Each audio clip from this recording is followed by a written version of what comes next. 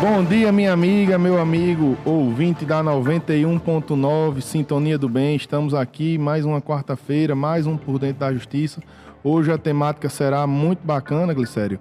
Teremos aí Direito do Consumidor na Veia, professor Fabrício Germano, que é uma referência na área, o professor aí da UFRN, da matéria, de outras disciplinas, enfim.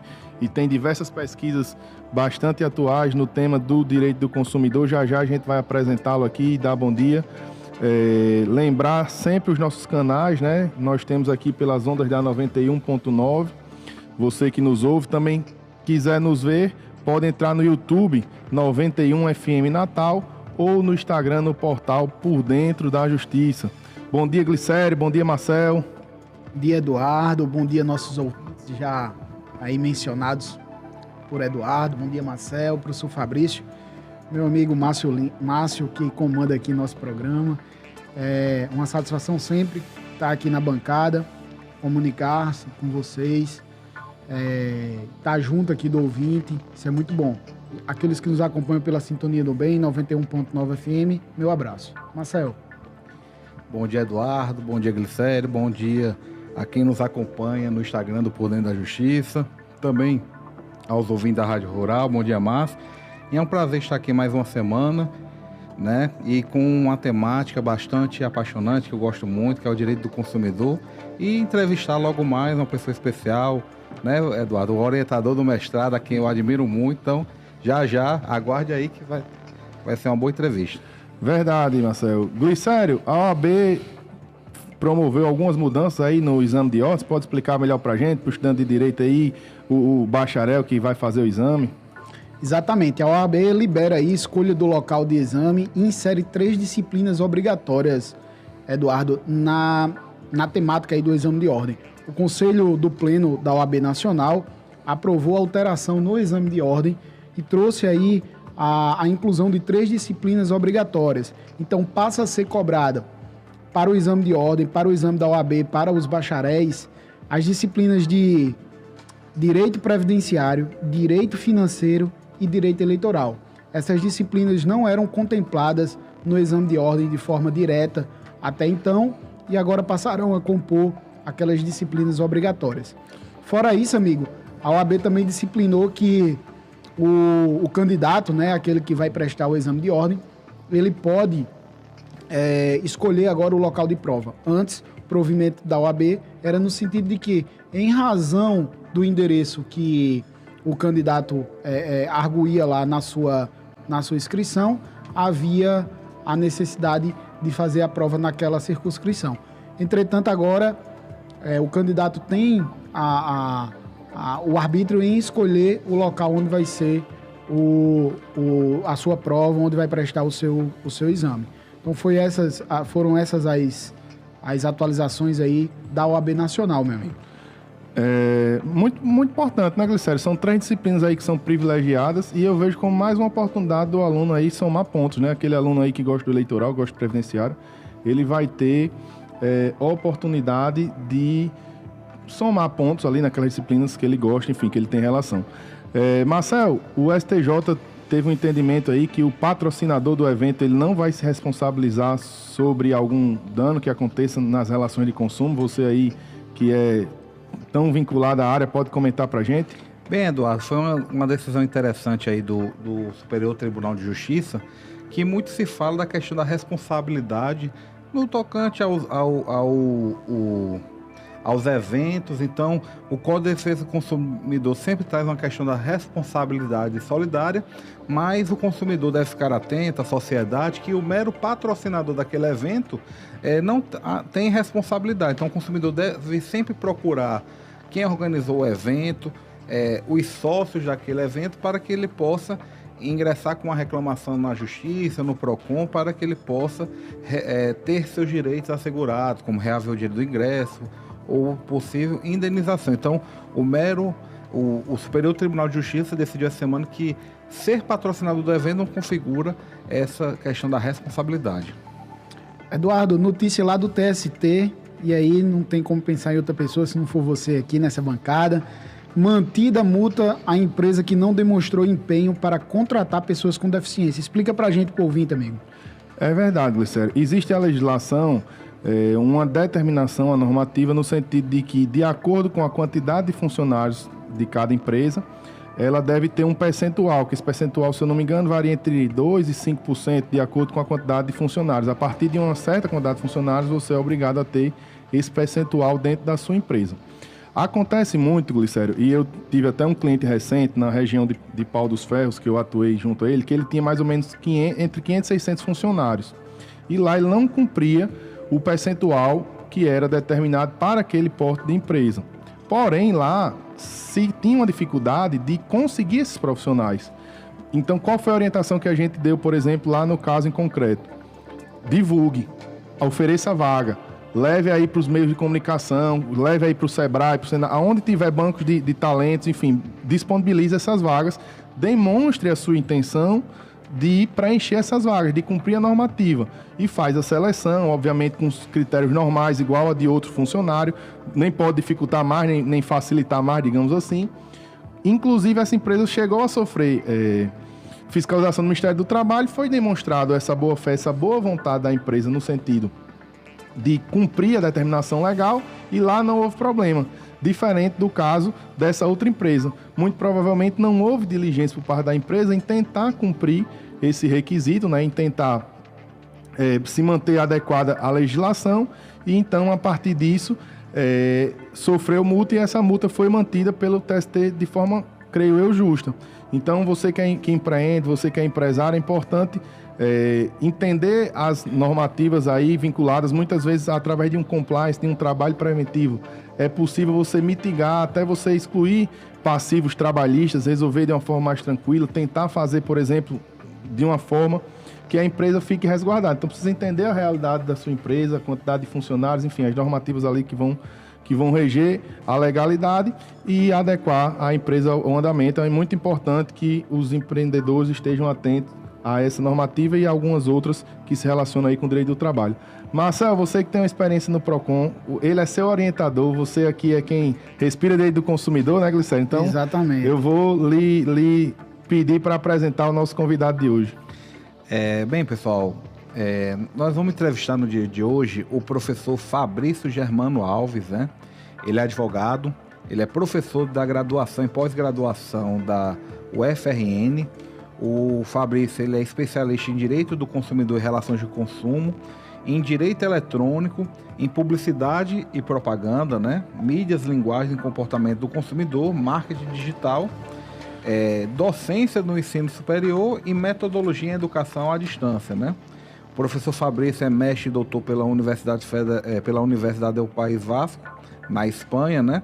E também ele é líder do grupo de pesquisa Direito das Relações de Consumo e coordenador do Laboratório de Estudos e Pesquisa em Direito das Relações de Consumo. Bom dia, professor Fabrício.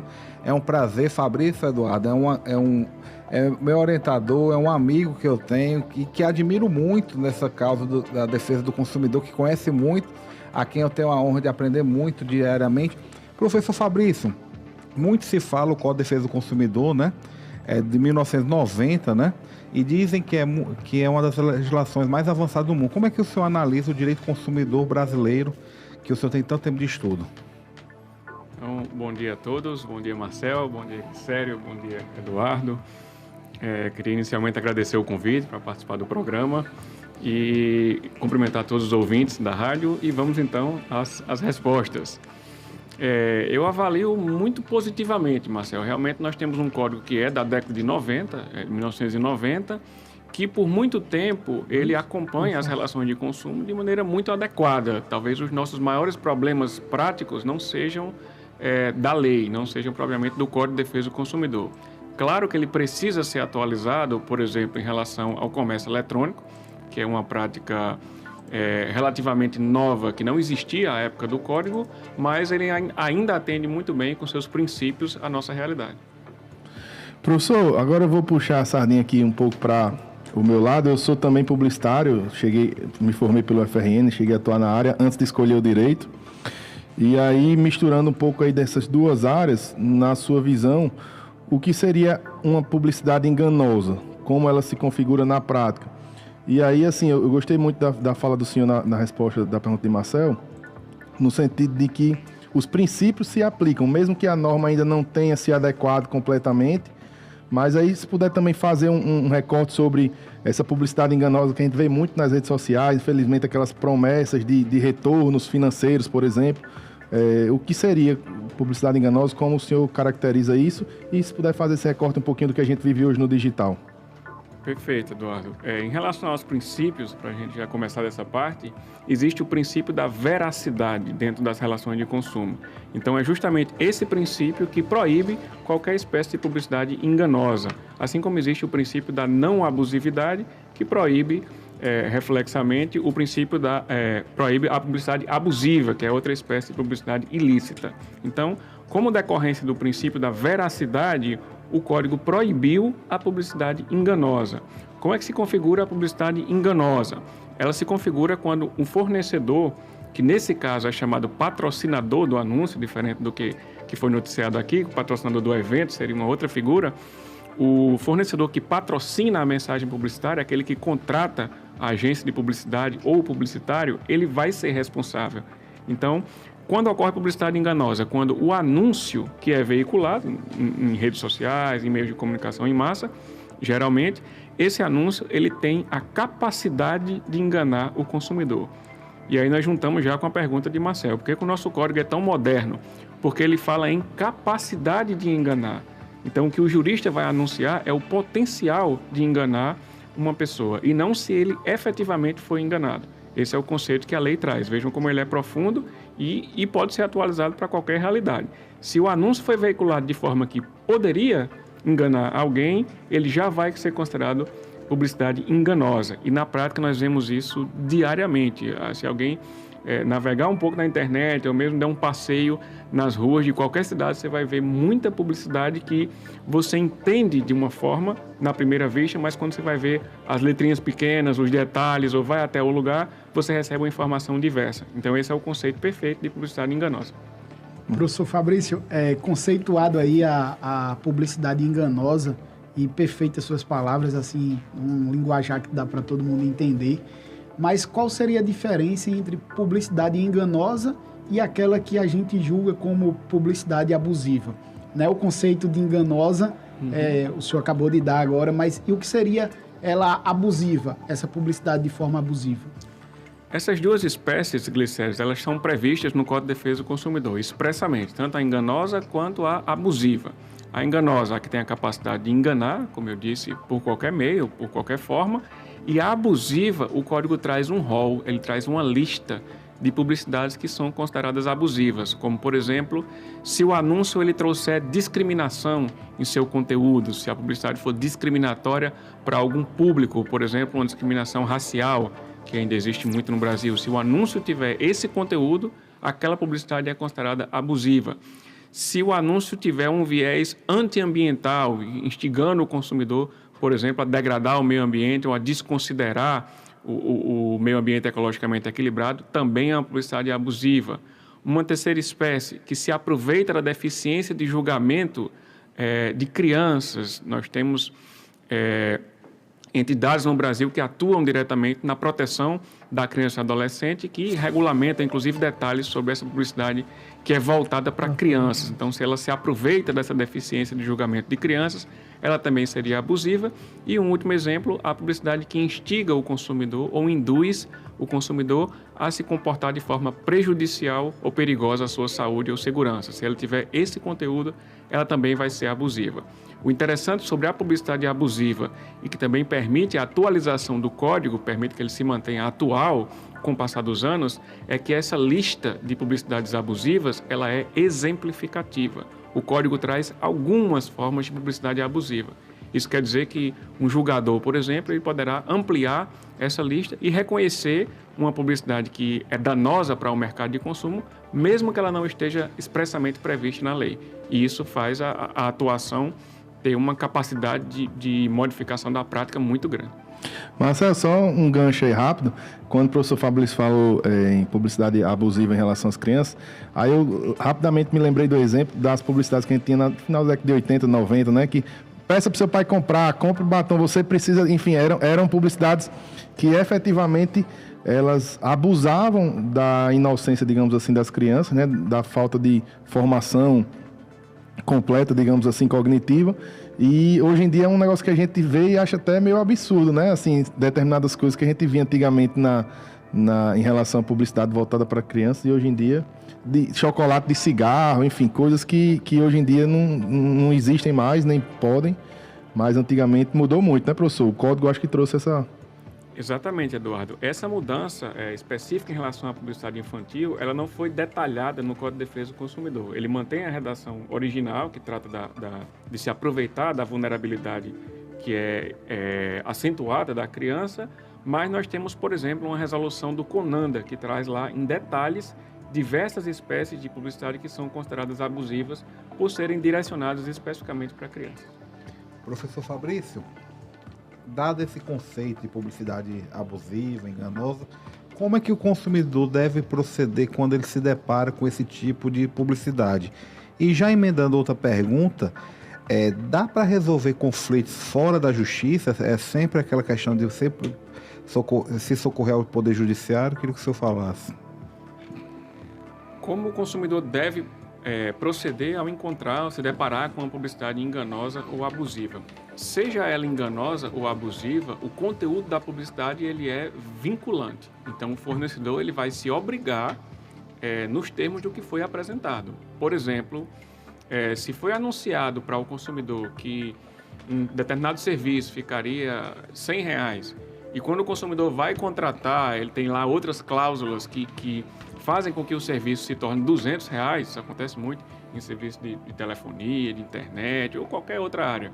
Então, o que pode acontecer? O fornecedor ele pode ser obrigado, como já existiu decisão judicial nesse sentido, a fornecer o serviço por o preço que foi anunciado. Se ele anunciou R$ 29,90, por exemplo, e não deixou claro que isso vai ser só por 3 meses e depois vai passar para R$150, ele pode ser obrigado a continuar prestando o serviço por apenas R$ 29,90 por um período indeterminado. Então, já existe decisão judicial nesse sentido. Mais concretamente, o que é que o consumidor pode fazer? Publicidade enganosa e publicidade abusiva, elas configuram crime. Então, teoricamente, o consumidor pode procurar a DECOM, a Delegacia do Consumidor, e realizar, como se diz tecnicamente no direito, a notícia-crime e, mais popularmente, uma denúncia. Está aqui, ó, você vai lá e existe essa publicidade enganosa, está aqui, ela foi veiculada. A parte criminal pode procurar os órgãos que atuam na seara administrativa, como o PROCON, por exemplo. O PROCON pode atuar também nesse sentido. E, seja diretamente no judiciário ou fora, ele pode exigir o cumprimento daquela obrigação nos termos que o fornecedor veiculou. E aí, juntando com a sua segunda pergunta, o que o PROCON pode fazer? Foi essa a segunda? O que o PROCON pode fazer ou o que pode ser feito extrajudicialmente? Acho que foi mais especificamente isso. Que é o caso do PROCON, que é fora do Poder Judiciário. Então, existe o PROCON e existe também o site consumidor.gov.br, além de outros sites privados, como o Reclame Aqui, por exemplo, que é bem conhecido. O consumidor.gov.br é um site oficial do governo que serve para resolver demandas dentro do universo da relação de consumo. Então, ao invés de você iniciar um processo na justiça, que às vezes é caro, às vezes é demorado, você registra uma reclamação pelo seu celular, é possível fazer isso, no consumidor.gov. Muitos fornecedores já estão cadastrados lá e você consegue, pelo menos na maioria das vezes, resolver o seu problema em 5 dias, em 10 dias. É um prazo muito rápido e até muitas vezes mais rápido do que o próprio PROCON, não por uma falha de atuação do órgão, mas em relação da estrutura, de fiscalização, é preciso abrir um procedimento. Então, eu posso, como consumidor, encontrei um anúncio enganoso, que me induziu a acreditar uma coisa quando, na verdade, não é daquele jeito efetivamente. Eu posso procurar o PROCON ou posso abrir a reclamação diretamente no site consumidor.gov.br. E quem for no PROCON Natal ainda pode encontrar Marcel, né, Glicério? Tirar lá uma selfie com o nosso colega de bancada aqui. Professor, nessa discussão toda da relação do consumo, qual seria o papel do Estado? O que é que o Estado ele pode fazer para colaborar com um melhor meio ambiente, digamos assim, de consumo, tanto para empresas quanto para os consumidores? O Estado, Eduardo, ele precisa seguir 2 determinações da própria Constituição Federal como princípio, como pilar. A primeira delas é que ele tem obrigação de atuar na defesa do consumidor. Isso é previsto expressamente na Constituição. Então, ele não vai poder se omitir. E a segunda é que a defesa do consumidor é também um princípio da ordem econômica. Então, o Estado, em qualquer política econômica, ele é obrigado a considerar, por força de disposição constitucional, a defesa do consumidor. Esses são os pressupostos. Mais concretamente, o que é que o Estado pode fazer, então, em relação a isso? Ele pode atuar tanto preventivamente, que é educando os consumidores, informando os consumidores, quanto repressivamente. Depois que o fornecedor descumpriu alguma regra, ele pode punir, seja a partir do Poder Judiciário, seja a partir da esfera administrativa, como o PROCON. Então, ele atua antes de acontecer o ilícito dentro das relações de consumo, para evitar que esse ilícito aconteça, educando tanto consumidores quanto fornecedores. Às vezes as pessoas esquecem um pouco isso. O fornecedor muitas vezes age diferente da legislação porque não tem uma consultoria, muitos são fornecedores pequenos e não sabem como agir. Então, os órgãos estatais, eles precisam educar tanto consumidores quanto fornecedores, e quando ocorrer efetivamente um ilícito, eles precisam reprimir esse ilícito através de uma punição, de uma sanção, uma multa, por exemplo. Professor Fabrício, no Brasil nós temos uma conotação de críticas por parte da nossa classe, da nossa categoria jurídica, de que as condenações que envolvem relações de consumo, elas têm um valor baixo, né? E se esperava mais naquelas condenações indenizatórias. E essas críticas, elas são direcionadas no sentido de que, se porventura essas condenações estivessem em um patamar mais elevado, poderia desestimular práticas abusivas, ilegais por parte dos fornecedores. E aí, nesse contexto, eu queria entender qual o seu pensamento a respeito dessa situação. Glicério, talvez essa sua última afirmação ela seja bastante clara para todo mundo. Se você tem uma punição maior, se você tem uma penalidade maior, isso vai desestimular qualquer conduta que você traga essa punição. Talvez essa primeira afirmação ela seja bastante tranquila para todos, seja técnicos da área jurídica ou não. Geralmente se fala isso popularmente também, porque a pena é pequena, o pessoal não cumpre, também dentro do direito penal. Mas a questão ela é um pouco mais complexa do que isso. Por exemplo, no Brasil, nós não temos a teoria dos punitive damages, que é danos punitivos que existem nos Estados Unidos. Então, nós não vamos ver aqui indenizações milionárias por pequenas infrações, como pode acontecer lá. Isso por uma questão legal. Nós não adotamos essa teoria no Brasil. Então, nenhum julgador normalmente vai agir dessa forma. Isso não seria um problema, então, do Poder Judiciário. O que nós vemos na prática são indenizações que, se acompanharmos o que acontecia, por exemplo, há 10, 15, 20 anos atrás, as indenizações estão sendo menores, em termos gerais, pelas mesmas práticas, e isso não há como negar que deixa o fornecedor mais à vontade. Se fala até em custo-benefício, não vou me adequar para o que a legislação diz, porque poucas pessoas vão reclamar, poucas pessoas vão ao Poder Judiciário, então é mais barato para mim pagar uma ou outra indenização do que se adequar à forma em que a legislação diz. Então, nesse sentido, eu acredito que se os fornecedores sofressem punições maiores, punições mais rígidas, haveria um respeito maior e um equilíbrio maior dentro das relações de consumo. Professor, existe uma visão de alguns que o livre mercado seria o melhor cenário para o consumidor, porque aí as empresas iriam brigar, digamos assim, umas com as outras para tentar oferecer o menor preço, o melhor produto, e o consumidor tem quem tem o poder, o capital na mão ali na hora, né, de resolver sua compra ou adquirir seu serviço, enfim. Mas o consumidor ele iria escolher, e essa escolha do consumidor iria naturalmente selecionar o mercado, tanto baixando o preço quanto melhorando os serviços. Isso é verdade? Isso é possível? Qual é a sua visão? Você acha que o senhor já deixou muito claro que é constitucional esse papel do Estado, que o Estado tem que se fazer presente. E na minha visão, eu acho que o Estado ele pode ser parceiro aí nessa relação. Mas eu queria saber qual é a visão do senhor.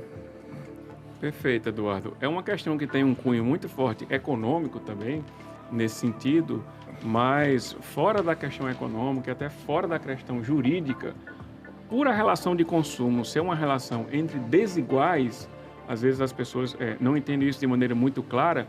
Por que o consumidor é vulnerável? Não é porque ele é um coitadinho, É porque quando ele chega numa loja, por exemplo, seja ela pequena ou seja grande, ele não tem muita escolha. Ele precisa se adequar a tudo que o fornecedor oferece para ele. Ele não pode escolher que tipo de produto ele compra lá.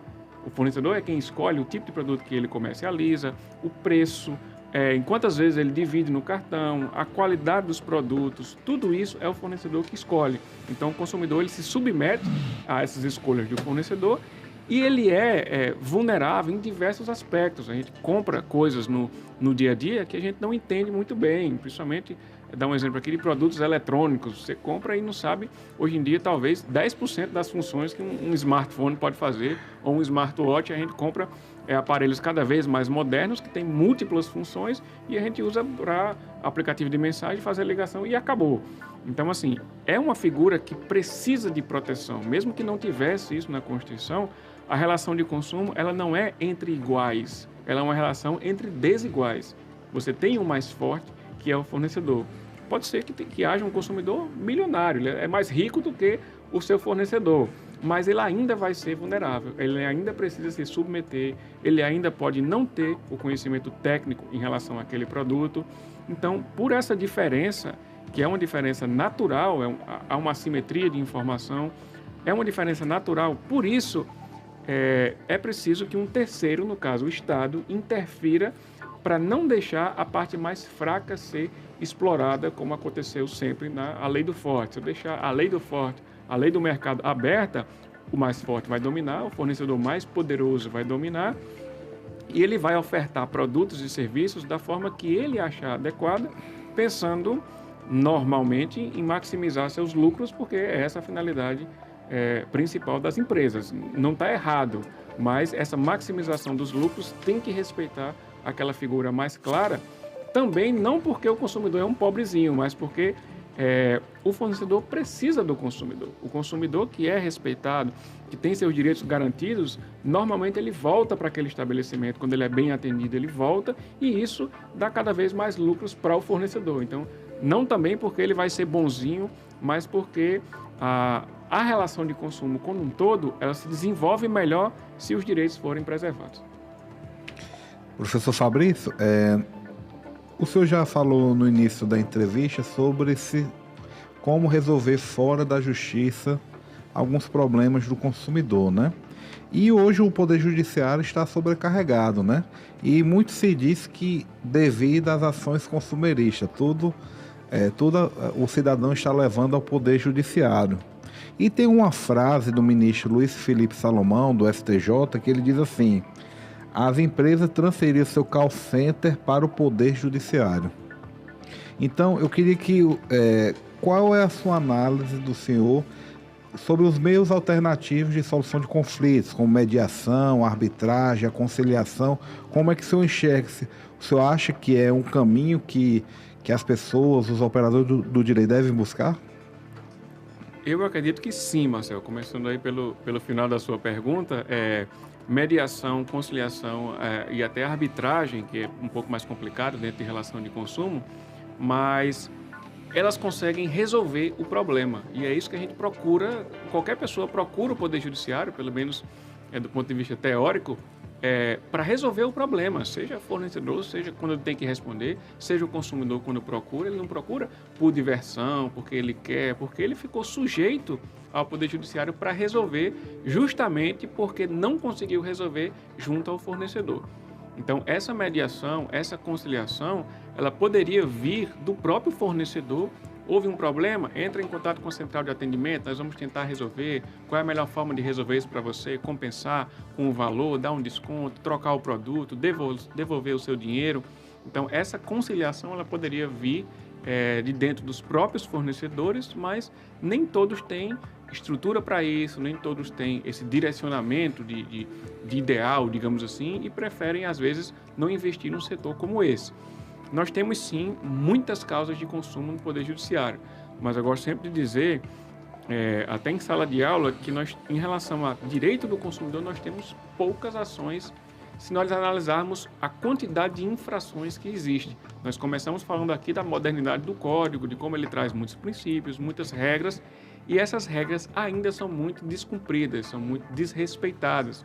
E eu costumo até brincar, eu não advogo porque eu sou da dedicação exclusiva na UFRN, mas se eu fosse advogar só para mim, em causa própria, no que eu vejo de errado, no que eu vejo de ilícito, eu não daria conta de fazer as minhas ações. Então, é muita coisa que está errada, que precisa ser consertada, e o único caminho que às vezes o consumidor encontra é o Poder Judiciário.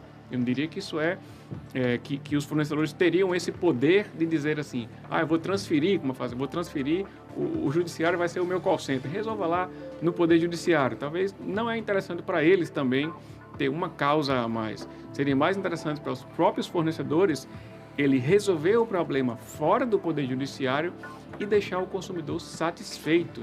Porque eu já tive ações como consumidor em que a decisão foi favorável a mim, eu ganhei a ação, mas eu fiquei insatisfeito com o fornecedor pelo descumprimento dele, pela falha dele, pelo ilícito.